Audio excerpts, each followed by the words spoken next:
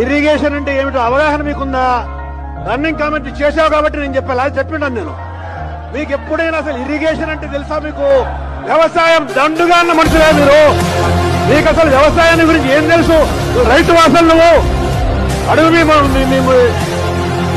మీ చంద్రబాబు నాయుడు ఎప్పుడైనా రైతు పని చేసినాడా? ఎందుకో నువ్వు చెప్పేది ఊరికే మాట్లాడుతుంటావు. వ్యవసాయం దండుగానే వాళ్ళు మీరు.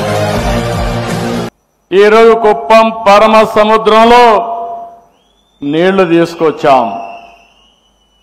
27 లిఫ్ట్ ఇరిగేషన్లు పెట్టి ఎక్కడికక్కడ 730 అడుగులు పైకి లిఫ్ట్ చేశాం.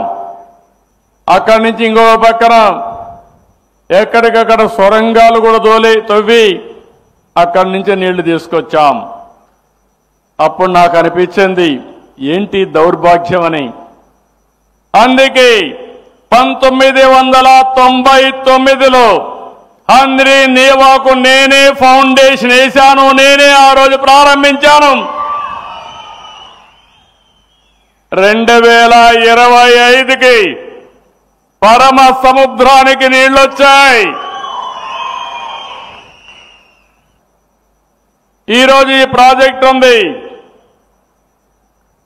తెలుగుదేశం పార్టీ 14-19లో 12,500 కోట్ల రూపాయలు రాయలసీమ ప్రాజెక్టుల కోసం ఖర్చు పెట్టాం.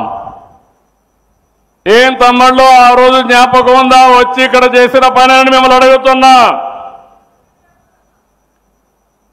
సినిమాల్లో చూశాం, గేట్లతో సెట్టింగులు వేసి నీళ్లు కూడా బయట నుంచి తీసుకొచ్చి ఆ నీళ్లన్నీ కూడా వదిలిపెడితే విమానం ఎక్కే లోపల నీళ్లన్నీ ఇంకిపోయినాయి. అవునా కాదా అని మిమ్మల్ని అడుగుతున్నా.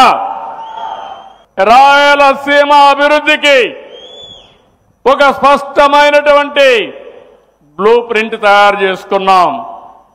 హంద్రీ నీవా పూర్తి చేస్తాం, గాలేరు నగిరి పూర్తి చేస్తాం, అన్ని రిజర్వాయర్లకు నీళ్లు చేస్తాం, అన్ని నియోజకవర్గాలకు నీళ్లు ఇస్తాం.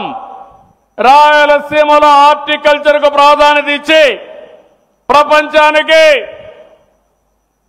పండ్లన్నీ సరఫరా చేసే విధంగా రాయలసీమను తయారు చేస్తాం.